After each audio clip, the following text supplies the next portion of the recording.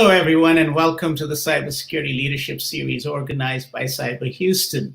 We are excited to have you join us today. CyberHouston is a Department of Homeland Security ISAL, which is a information sharing and analysis organization. We are a coalition of volunteer business, cybersecurity, academic, government, and civic leaders. Our goal is to continuously educate and inform business leaders on how to govern and manage cybersecurity risk. Today's topic is working in a virtual environment, navigating new processes, controls, and procedures. I am Umesh, Verma, CEO of Blue Lance and the founder of CyberHouston. Joining us today is Camaron Thorson. Camaron is an audit partner at KPMG in the energy practice in the Houston office. She has 18 years of experience, during which she has served clients of varying sizes across the energy sector. Welcome, Camaron. How are you today? I'm doing well, Umesh. Thanks so much for having me. I'm so glad to be here. Well, it's so great to have you on our broadcast today. So, Camaron, let's just jump right into it and tell our audience, just share with our audience what your responsibilities as audit partner at KPMG involve. Yeah, so I know that having an audit partner on a cyber series might not be your normal fare. My background is in accounting, and that's what my degree and my master's are in. I went to Baylor University, Sikkim, for any Baylor Bears out there. And so as an audit partner, I primarily focus on financial statement audits, those that are required by what is required for a company to be publicly listed, perhaps for a company to get debt of any sort. When you have investors that part of your partnership agreements require those types of audits, that's really what I've been focused on in my 18 years. And I came straight out of school, started in audit, and what I can tell you is that in my career, I've seen a lot of what you would expect from an accountant and an auditor in working through technical accounting matters with our clients and auditing those from financial statements. So the numbers, the dollars and cents that end up there. But the other piece as an auditor is that I get to be embedded and look underneath the hood of organizations' processes and controls, and I test those and understand them. And because I serve lots of different clients, lots of different sizes, it allows me to get to have kind of a different perspective, I think, on what are good controls, what work for organizations, what don't work for organizations. And so I'm hoping that will be part of what will make our conversation fun here today. Before we get into it, Umesh, just a couple things I wanted to highlight that I do with our firm that are outside of financial statement audit, because I think they're important. I do spend a good amount of my time also helping us with our campus recruiting efforts and leading that effort in Houston. I think that's important today and should always be part of our conversations because of how we see the need to help get younger professionals into business, particularly those from perhaps ethnic groups that haven't previously been in there. So I see that as a really important role at the firm. And then the other thing that I'm really passionate about, and I know, Umesh, you are too, giving back to our community. And I serve as a partner champion for our community impact efforts. So I get to help see how our people spend our time and our dollars as a firm. And so while it's not my day job, I kind of consider it my night job at the firm, and I always want to mention it. And one more thing, Umesh, before we get going, because my kids would be disappointed, I always like to mention my family. I'm a mom of two, a 5-year-old and an 8-year-old. I married my high school sweetheart, and those people are the most important in my life. And I think that's also relevant when we're talking about how our lives look different today, how we work differently today, because having kids at home with school and having a husband working a door down, that absolutely changes how all of us work as remote workers. So I'm really excited about our discussion today. Well, we've got a wide swath, and it's going to make for an interesting conversation. I love the fact that you are community-minded, you are a recruiter for your firm, you are a family person, you're a mother of two, you married your high school sweetheart, and then on top of it, I also, some little bird told me that you run marathons? Oh, half A half is Marathon. that's a reasonable distance. A marathon is a real thing. My husband and I, whether we train or not, every year try to do a half marathon. It's kind of one of those life goals that we just kind of decided to do at some point. Yeah, it's a reasonable distance, so we do it every year. Wow. So, you just, and we cannot thank yourself and KPMG enough for being part of the CyberHouston Cybersecurity Leadership Series, and to give back to our community and to talk about things of importance, especially during this time of a pandemic. And so, it is very interesting that, and I think it's very cogent that the topic is that overnight, all of us just kind of had to, almost overnight, we didn't get a lot of preparation time. We didn't really, we had in some ways, but it's not like a hurricane, but it's, that it's going to come and it's going to go. This situation is very different. It was thrust upon us, and we all retreated and went back to our homes kind of overnight, and we became virtual workers. Some firms were more prepared than others. Some were not prepared, but at the end of the day, we're all working from home. And many of us are working from home. So in light of that, and you kind of alluded to it, how you are now two professionals working from home, to a door away, a room away, plus you have kids in the home that are doing homeschooling, and you've got other responsibilities, but they have to do their work, you have to do your work, your husband has to do their work. From an audit perspective, how has that changed? Has that changed anything? And should and how should organizations audit their remote workers? Yeah, I mean, it absolutely has changed it. I mean, there's no answer expected other than that. And I think you were gentle in your way of saying we didn't have much time to prepare to work from home. We had no time to prepare. I think especially in the States, it just hit us like a ton of bricks all of a sudden. Oh, wait, the rest of the world knew this. Okay, now we're all there. And maybe let me paint the picture of what an audit looked like before briefly, and then tell you how there's no way that could look like that now. We were physically on site. Let's say a very small audit was one where there were 3 to 5 people there for some contiguous period of time. Let's call it even briefly 4 to 6 weeks if it's a smaller audit. You were physically there on site, physically engaging and liaising with clients to understand what are their systems, how do they provision access, how do you look at their support for their processes, how do you get the actual support from clients. And in a blink of an eye, that absolutely changed. And it's not as if that process was designed because we as KPMG said, well, that's how we want to do our audit. It is because there are standards that govern how we have to actually do our audits, what are required. I recall at the outset of Sarbanes-Oxley after Enron, when all of us were kind of adding on this internal control elements, in addition to what we would normally do maybe with counting inventory, we also had added elements where we were required to do on-site site visits to companies' operations. Think about retail stores where they had storefronts everywhere. It wasn't 2 or 3. We're talking 50 to 200 that we were visiting.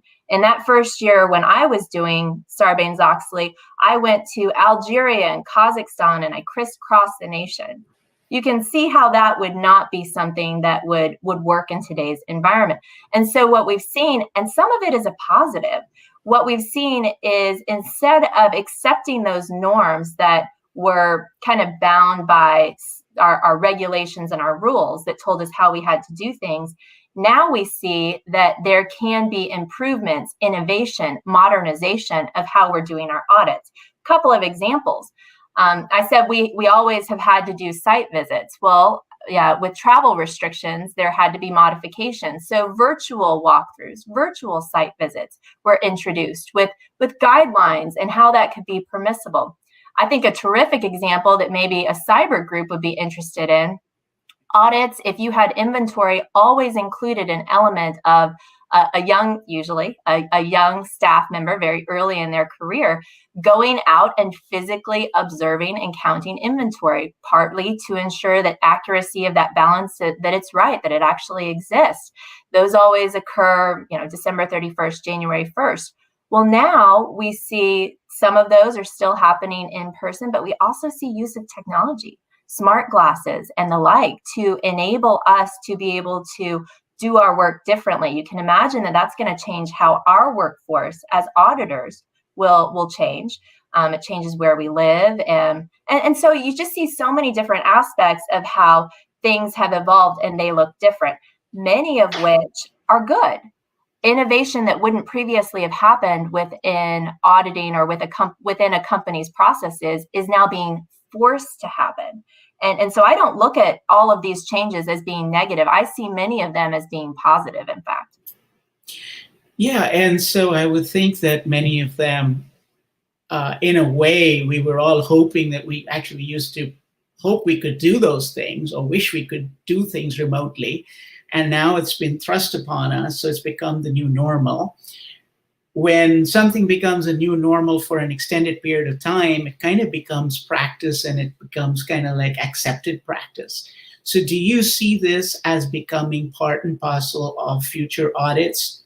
Or do you see us kind of reverting back to a hybrid model and it being only on a case-by-case basis that you need a physical facility audit? What are your thoughts around that?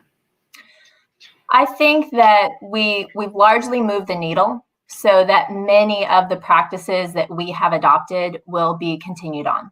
And I think it's because they're efficient, they're cost effective. They allow for greater flexibility with a workforce, which is one of those things that we see, especially with our younger generation, that continues to be important. It allows for flexibility even with companies and where they operate, where they pull their people group from. However, there are elements that I think will be returning from an audit, or even if you think about from a company process or controls. And the reason I think those elements will return is because part of what we do in audit is kind of always having professional skepticism at the forefront, talking to people, looking them in the eyes, making sure that you understand not just what they say they're doing, but reading all of those other cues that you see when you get to interact with people. And that's critical in how we conduct an audit, because it's not just about send me a bank statement, thanks, we'll check the box. There's more to it than that. And so I do believe that there will be those elements that will always be included when we can. I mean, I say always, but when we can be included back, because of the fact that it is critical to really add that additional element of professional skepticism that is needed. Same thing when we look at companies. I don't think, while many workers might appreciate being able to be in their slippers and pajama pants at home, I think that there are elements of the efficacy of our jobs that gets lost because we don't have our peer group near us. And within an office setting of a company, again, my discipline is accounting. Within the accounting function, it is not uncommon that you have those people groups sitting together so you can pop out of a cube or an office and ask a question, so that you're not just always solely reliant on your own judgment. You're working with others to help you collaborate and think about it. That element, incredibly valuable when you're working through difficult or more judgmental or technical areas. And I think that element is not fully being captured by all companies in this virtual environment. Right. And so, that physical aspect, and from an audit perspective, you are really ensuring the integrity of the financial statement. At the end of the day, you've got to make sure that the dollar and cents and everything's being used appropriately and the risks are being managed and mitigated as well as possible. So when you have your remote workers, and you're working from home and you're sharing an office like with your husband or in the same workspace, or your child is in the same room, it's a different dynamic. Can you get into some of the nitty gritties of maybe what y'all are recommending to your clients in that situation? There's the confidentiality aspect of materials. There are all kinds of other related issues that pop up that we didn't really kind of plan for. So how are we kind of thinking through that, and where are we going with that? Yeah, and I think another element of it is fatigue with employees and ensuring that with all of this, you have all of those distractions, and you want to make sure your data is safe and that information is confidential, but you also don't want to overtax people who are in a very stressful and overtaxed situation. What I would say, and what the commentary is that I've discussed with clients and with others, is it's about intentionality. I think you can apply that to numerous aspects that would allow you to kind of say, so for example, when I'm thinking about a company's process, and let's say part of their process and their control structure is that they're supposed to complete an activity, diligently review it in detail, and revert it over to someone else. When you have a 5-year-old constantly, as mine does, poking you in the shoulder for 30 minutes right after school gets out, there's a recognition that I'm going to need to be more intentional with my time and setting some amount of boundaries for those tasks that require high focus and high kind of judgment. So I would need to be diligent about maybe not redesigning my process that I'm doing, but rethinking about when I do that, when I can have the right level of focus and intentionality to be able to conduct what I'm doing at the same time, or conduct what I'm doing at the best time. I think also sometimes, I mentioned it, when you're in an office setting, there are unspoken processes, there are unspoken norms. And so people are bound by them because that's how that works in my office, or that's how that works in my company. And I said, and what I mean about the intentionality is maybe instead of just, well, that's how we always do it, do you memorialize that perhaps in a little more formality so that people don't have to, well, is that how we did it in the office? But now that I'm at home, do I do it differently? So that people feel confident in executing what they need to do from a process controls perspective. That's also going to help because truthfully, many companies that I work with have seen, we can call them transformations, but they're reductions in force. With the pandemic and with issues occurring in the economy and companies trying to survive, you see downsizing. By having things more specifically defined, as those roles transition, you will be able to more seamlessly and efficiently help them transition to whoever needs to be doing them in the future, or perhaps even to say, I can cut out 3 steps because I actually know what those steps are, as opposed to leaving it to judgment. I think that's an element that we need to see improvement upon in working in a remote environment, really acknowledging that this is a type of environment that could be more sustainable, maybe not in 100%, but for more people on a go-forward basis. And if it's more sustainable with people on a go-forward basis, then we really need to design our processes again for that, to ensure that there's less judgment and more ability for people to work independently with maybe fewer touch points with others in their actual physical home office. Wow, boy, I knew that this was going to be a very interesting conversation. You're this wealth of information. Just got to get into your head and pull all of that out. So I want to remind our audience to go ahead and post your questions in the comments or chat box, and we will try and get to them as much as possible. We have Victor Malloy from San Antonio, and he's with the UT Small Business SBDA in San Antonio, and he actually makes a comment that says, makes sense to have an audit partner to secure your small business. Mm-hmm. Audits help validate your controls. That's what we've been talking about it. And Camaron, you've been dealing with companies of all size. So when people think of KPMG, they think, okay, large enterprise, but you actually go several layers into the supply chain. Can you talk about maybe just a few differences of what you might think where smaller companies should focus on and where maybe some of the larger companies, where are some of those differences? Because our audience is really about giving great education to our small and mid-sized business leaders, how they can become better partners to the enterprise. So can you put that lens on this topic for a minute or two? Sure. And I think, Umesh, I'm glad you raised it. I think sometimes when people think of a very large professional services firm like KPMG, you think, well, that's only fit for this size of company. And that's absolutely not true. We serve companies of all sizes. As an audit partner myself, I serve clients of all sizes, private, very small.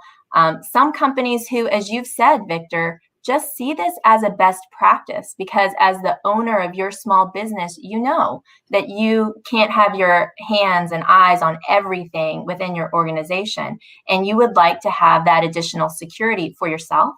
Maybe as you secure additional financing for your organization. And what I'll tell you is that an audit, while we have guidelines that govern what we must do, and I mentioned that at the beginning, that it's not as if we're all coming up with our own set of how we should do this. Those are tailored for large versus small. So a public company is obviously going to have a whole separate set of rules and regulations that they will be bound by, because of the fact that, I mean, they're a public company. They're listed on an exchange, and they're likely much larger in size. Smaller companies can have a smaller, more fit for purpose audit. And then what I'd say is, by regulation, they're allowed to be. What you could also do as a small business owner, outside of an external audit, but could be performed by someone externally, when you have areas within your organization that you feel need an additional eye for, is this being done correctly? Do I have concerns? And I'm not even saying from a forensic perspective. I just mean in general, you want to make sure that it's being done the best way, the most efficiently. You also can have someone come in to do a small audit of those, to give you some assurance over a small portion, and do specific tests that would be beneficial for your organization related to specific financial statement line items. And I think, you all should know that from a smaller size, that it's always a good practice to go through that. And you can involve others without, exorbitant costs, because believe me, I appreciate we are in a pandemic. But I do believe that the cost of having that additional set of eyes can really yield benefits for you, in that you're going to have that additional assurance yourself, and you're armed. You're armed with something that perhaps maybe it's not within your wheelhouse normally to kind of have that level of expertise. You're armed with somebody else to reinforce either something that needs to be done differently, or something that you yourself had an inkling about already, and really to just give you that additional confidence to feel like you should. I think it's a great practice, really. Yeah, and I think what I'm getting from it is that an audit doesn't just have to be about the entire financial statement and all the processes and all the controls. You can actually pick on an area that is of particular interest to you, or maybe a high-risk area that you feel that you're not totally comfortable with, that you've got all, a good enough set of controls. So for example, if I think you mentioned, if we're a small business that has and you're in the energy sector, and maybe you're an oil field supply company, and you've got carrying some inventory, and you are scanning the inventory, but you're worried about whether the technology is robust enough, and whether it's safe from a ransomware perspective, or will it disrupt the inventory supply chain? Is it being accounted for correctly? Maybe you can just do an audit for that particular scope. Yeah, and I think that's kind of the comment I think you're making, right? Exactly. And so that would be really, in the industry term, more of something like an internal audit, but it doesn't have to be performed by someone internal to your organization. That can be something that is really focused on what's important to you. What do you need from a compliance perspective, or what do you need to be able to see how you can improve? And is this the best way I can do it?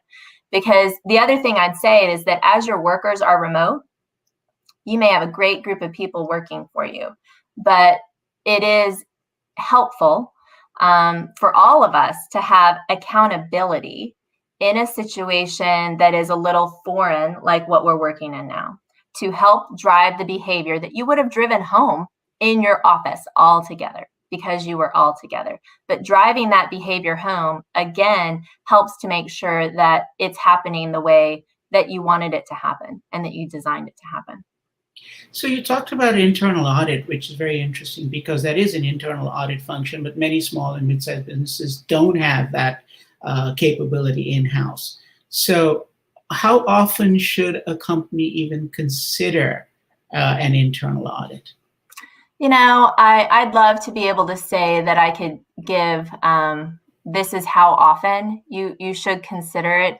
I think especially for smaller organizations, it may be when you have something new that is then going to be a change for your organization. And maybe that's not even on a recurring, it's really to set the standard. It also depends on what you're looking for, I'd say, Umesh. Are you looking for that additional confidence on a recurring basis? Are you looking for, are we doing this the right way, the best way? Or, you know, there are lots of different reasons. So I don't think there is a single mold, but I would say is the places where people fall down, and we see this in external audit or an internal audit, are when you're doing something new. You're doing something new, particularly if it's outside of your wheelhouse. So it's not the skill set that you typically have within. You're trying to do this on your own. That's where we see failures. And so by identifying what are your tension points, maybe it's the thing that's the most dollar valuable or the highest risk because it's something new. Those would be ripe areas for having somebody else come in, take a look, give you an idea, and give you a flavor for, are we doing this right? Are we doing this even in the way that we designed our process to do it? Those would be good areas to have that occur. You know, this just popped up in my mind. I had a customer of mine the other day ask me, you know, what's the difference between a risk assessment and an audit? Good question from a small company perspective, because we're always telling people that they should get their risk assessment, they should do a cyber preparedness assessment. And we always, in our industry, we throw this word around of just do an audit of your controls, an audit of your systems, an audit of your devices, an audit of your applications.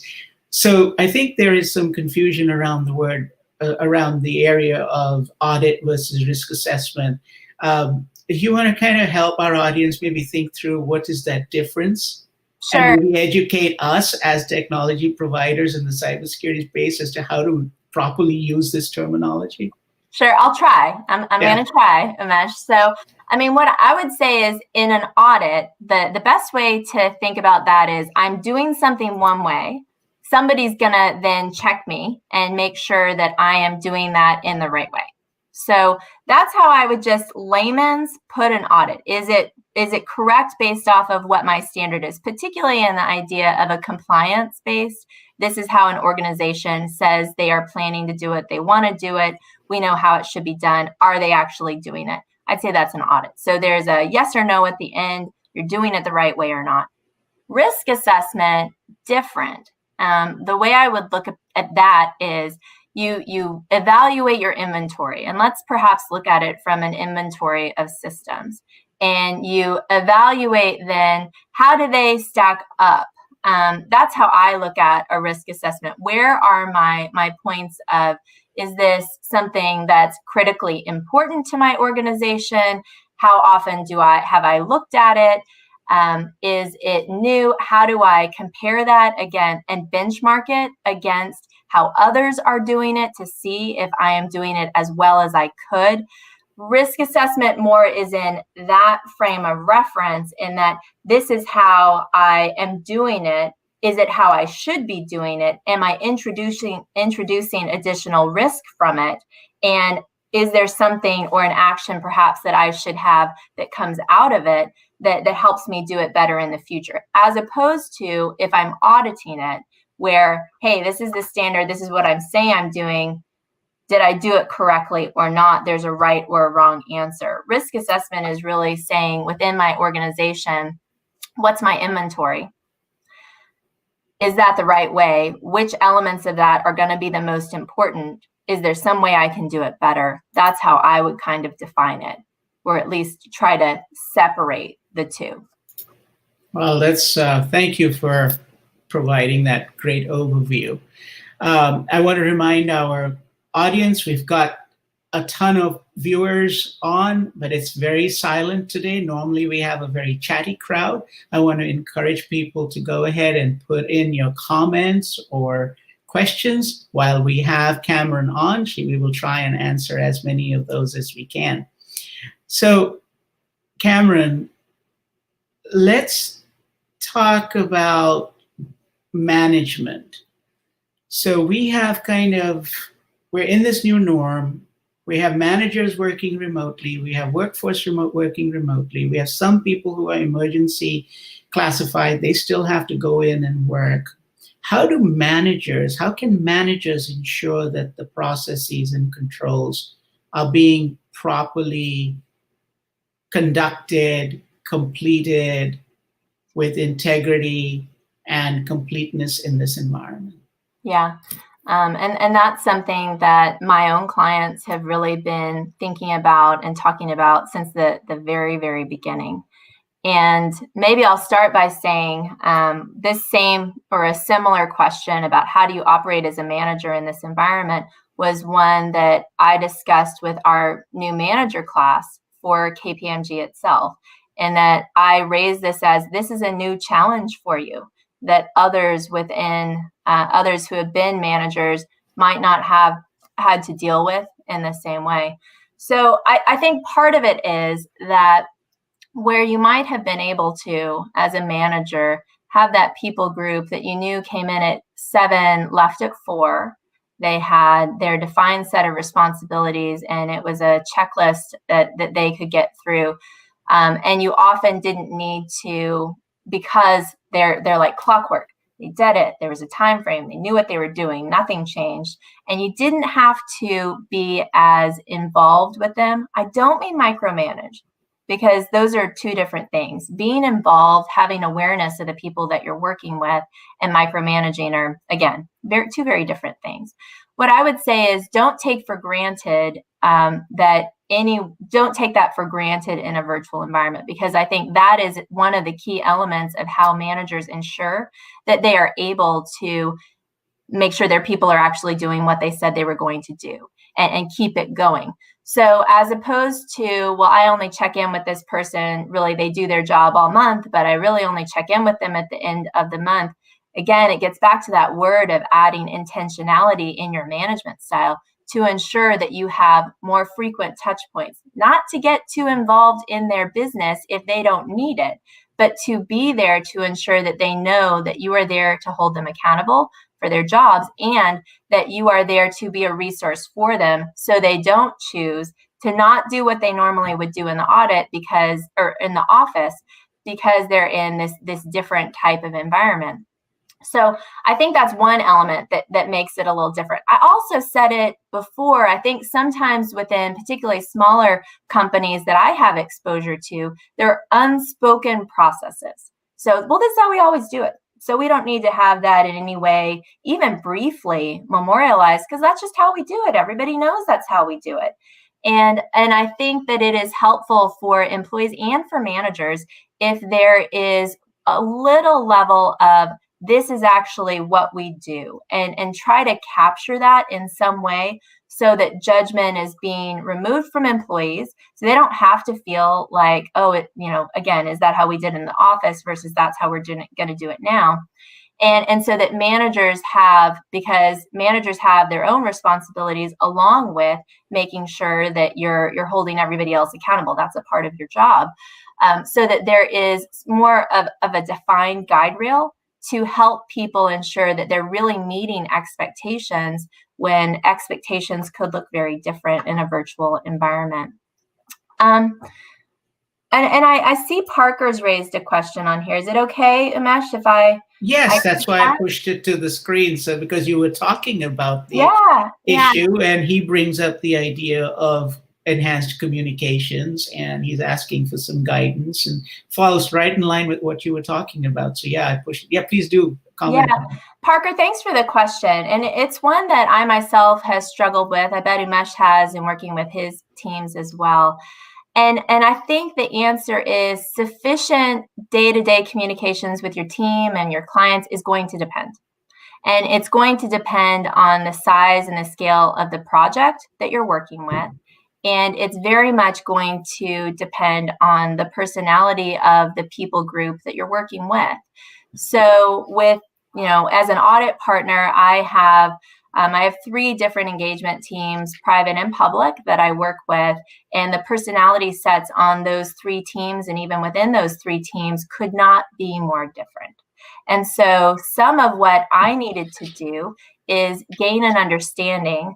And again, believe me, I appreciate it's harder to do in a virtual environment. I needed to gain a little better insight into particularly the newer and the younger team members who are part of that group that I didn't know as well, to be able to figure out what makes them comfortable and what is not. Because as an audit partner, and everybody's role as a manager is a little different, but my role is being someone that can be identify issues, but also be approachable because my team is identifying a lot of issues. And if I'm not developing that rapport with them, then they might not feel comfortable. So with all that said, I've had to modify my style with some teams to have daily check-ins because that meets their needs on the size and scale of the project that I have going on. But for others, it ends up being weekly. With my clients, I try not to let that go any more than every 2 weeks, only because with as a client service, and maybe you all as owners of businesses see this, when you are selling to a customer, if you're out of sight, you're out of mind. And as issues arise, or perhaps as things come up, they won't think to call you first. And so I do find that at least every 2 weeks of a cadence with my clients is critical so that nothing goes too long with issues not being addressed. Hopefully that helps, Parker, and gives you a little bit of insight. Thanks for the question there. Fantastic. So I have a moving right along. The one thing that we are seeing with our customer base is that, of course, we talk from a cybersecurity perspective. But the first thing that comes up is, hey, I want to monitor what my employees are doing. I want to monitor them from a security perspective. And so you start talking about making sure that their workstations and their remote access is adequate and it is secure and there are controls there, and how do you assess that security and what is good practice, what's good hygiene. Before you know it, the conversation also turns into, I want to know what my employee is working on. Are they trading Bitcoin? This is amazing. This happens all the time. What are they watching? Are they really, I don't think it's so much as what are they doing as much as are they working on company stuff? And so are you seeing any of that? And what are you seeing? And what advice do you have for your clients that says, do you monitor remote workers? What are the parameters around that? Do you disabuse their expectation of privacy? What if they are using company equipment versus what if they're using their own equipment? I mean, it just kind of goes on and on and on. So any advice? I have thoughts, Yeah. and maybe that's advice. I mean, what I would say is it depends on what you're trying to get out of your employees. And I read a leadership article recently where it was saying you're going to have your most productive employees where they feel invested, and you have to figure out how you balance that oversight with flexibility, because when they feel invested in part of the team, you're going to have higher levels of productivity. So, and I also think it very much depends on the level of the individual that you're working with. But what I usually strive for, and every organization is going to be different, is I'm looking for productivity. So I'm looking for output. And I don't know if all organizations that are kind of on and listening are able to gauge this in the same way, but I'm looking for output. So for me, it doesn't matter as much when those hours are done and how that is done. And in fact, it's better for me if it's done more efficiently, obviously. And so I see the monitoring of employees, and I absolutely know it's a trust but verify and hold accountability. I see the monitoring as being one where we need to tread lightly, because that trust could be broken. Again, that's probably more opinion on my part and leans more to my management style than anything else. I absolutely know, Umesh, you know too, you live in a cyber world, and I live in a world where remote workers and monitoring the activities is actually, it's most definitely a part of what I see many companies doing. But my own personal commentary on it is that like I said, we have to figure out how we balance that so that employees, particularly those who are younger, are able to still feel invested, trusted, and a valued part of the organization, and not just for the 8 hours you contribute during the day. That can do a lot to undercut somebody's feeling of connectivity with an organization. Yeah, and a trusted and happy employee is much, much more worthwhile than a disgruntled employee. And that can be one of the biggest risks in your organization, is the disgruntled employee. So your point's very well made. And a lot of times we are finding that now that we are in a virtual world, we are stacked up with meeting after meeting after meeting after meeting, and many times we're working late into the night or early in the morning, and it seems to me like myself and our employees are kind of like 24/7 all of a sudden. So the issue of productivity, or issue of whether they're working on something or not, has gone way beyond office hours, those traditional office hours. Mm-hmm. So I think there's a new norm. I think all of those things have to be taken into perspective. From a cybersecurity side, we pretty much talk about how do you secure that remote worker? How do you ensure, how do you give them the confidence that they are not being hacked? How can you make them part of the team? How can you arm them with information so that if they see something, they can say something and report it back to the organization? And I'd imagine, Umesh, that's critical today, because even prior to, I think about the communications I was having with boards and audit committees about cybersecurity, about any number of clients who have had, of course, those phishing emails, and for whatever reason they get more believable. The tags look more realistic, and I could probably only imagine that I know in a virtual environment, not only is that activity picked up, but also on top of that, people are getting more email communications from CFOs, CEOs, and the like. And so being able to differentiate between what's real, what's not, how do I protect my organization, and how am I armed, sometimes with education about how I can make sure I'm looking at this and doing the right thing, that is absolutely critical. And I know it is very much on the minds of the C-suite that I talk with, and especially now. And so we have another comment and question coming in from Alex, and says, Alex says, when navigating the new workplace dynamic, how can we manage expectations for employees and clients while still meeting goals and completing objectives efficiently and in a timely manner? It's kind of the same thread, just a little more detailed. Yeah. Well, maybe I'll address it with the client perspective first, versus employees. And what I'd say, one thing we've seen in our place of work, and perhaps you guys have seen it with others you liaise with in your businesses, is a need for using a more digital platform versus email or others, to be able to make sure there's a one-stop shop, to be able to see what's going on, what's the status of my project, what's outstanding. And that way it allows for transparency and for quick access to information, so that your customers, your clients, in my instance, my clients, are able to see what's going on and feel like they actually have the information to be empowered. I'll tell you that that's a journey that many companies and organizations were on, to really innovate and modify how you're interacting with your customers and employees. Like I said, we're not planning to remove that human element, particularly in my profession. That's key in what I do. But being able to utilize technology to better facilitate those in-person conversations, and for when you're not having the in-person conversation, allowing for the fact that others can still have information and feel informed, it's really critical.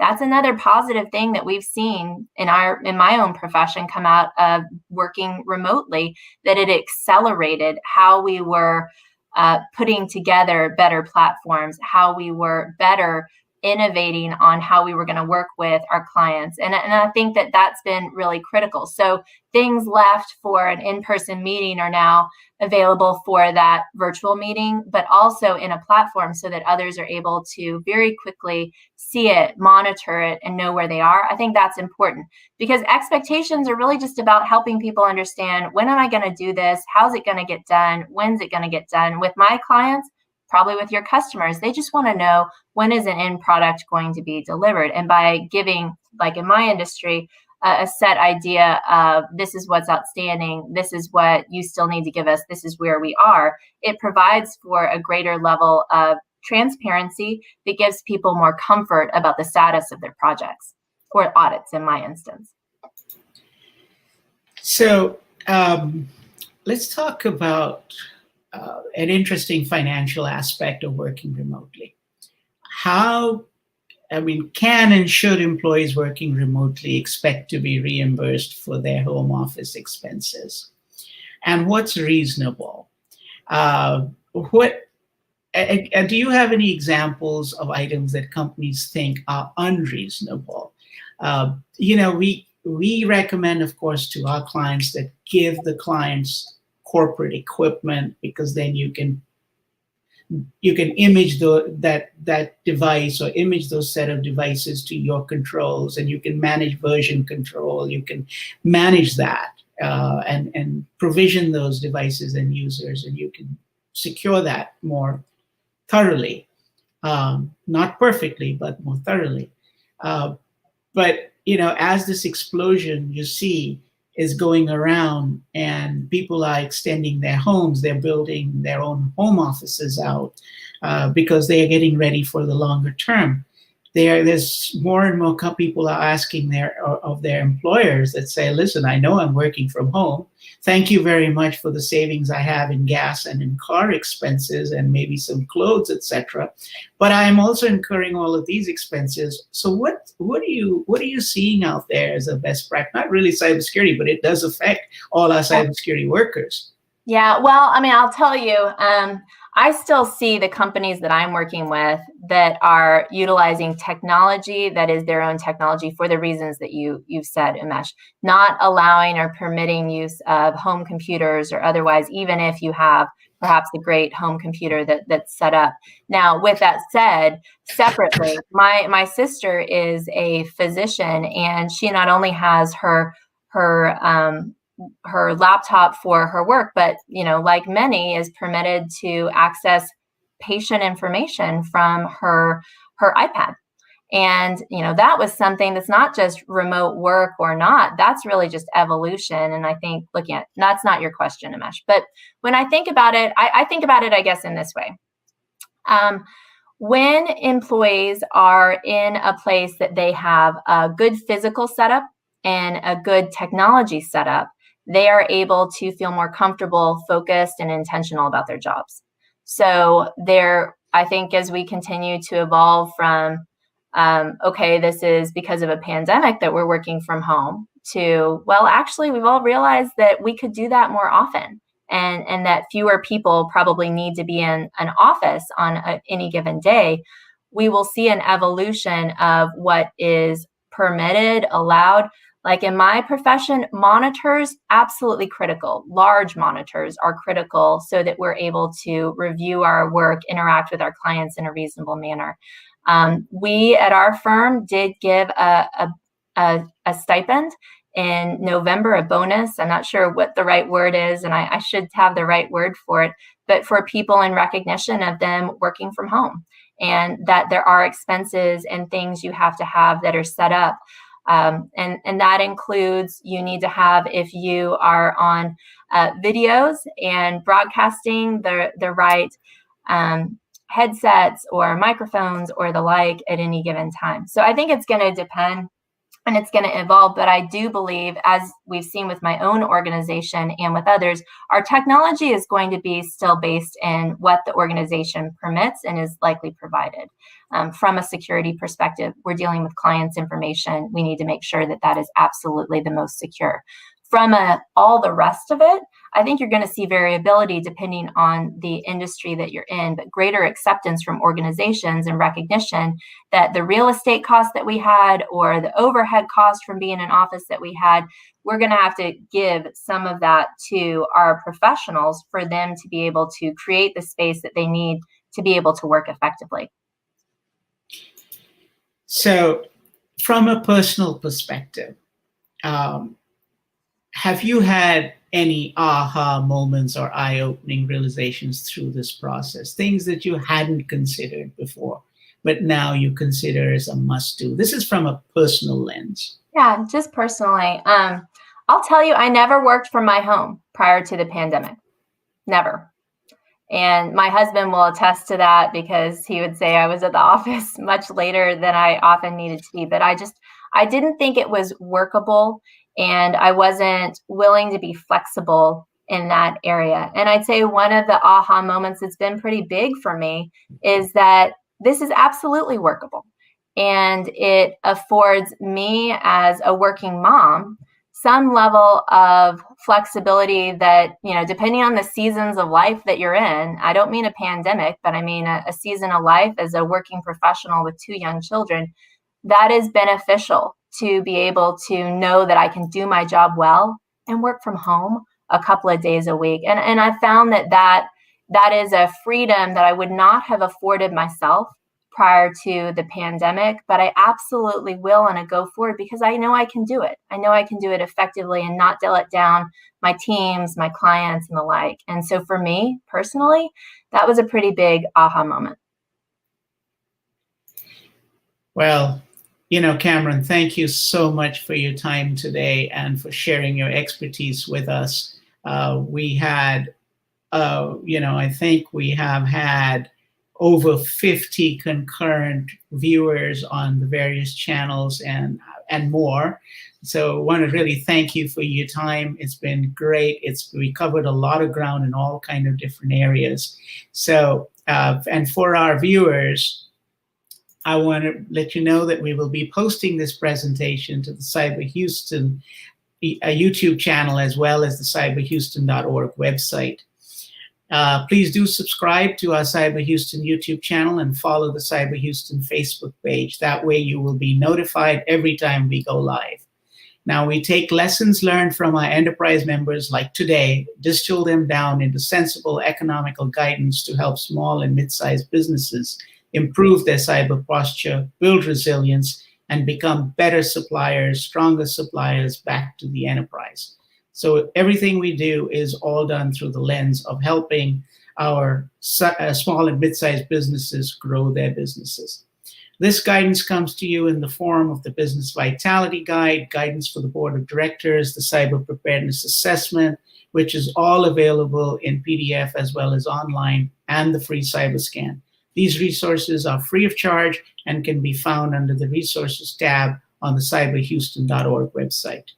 A very special thanks to our sponsors, Hewlett-Packard Enterprise, Blue Lance, Reneka Digital, and the University of Houston Downtown for underwriting the show and making it possible. With that, remember to join us on Wednesdays from 11:30 a.m. to 12:30 p.m. Central Time for the Cybersecurity Leadership Series. Be safe, be healthy, have a great day. Thank you.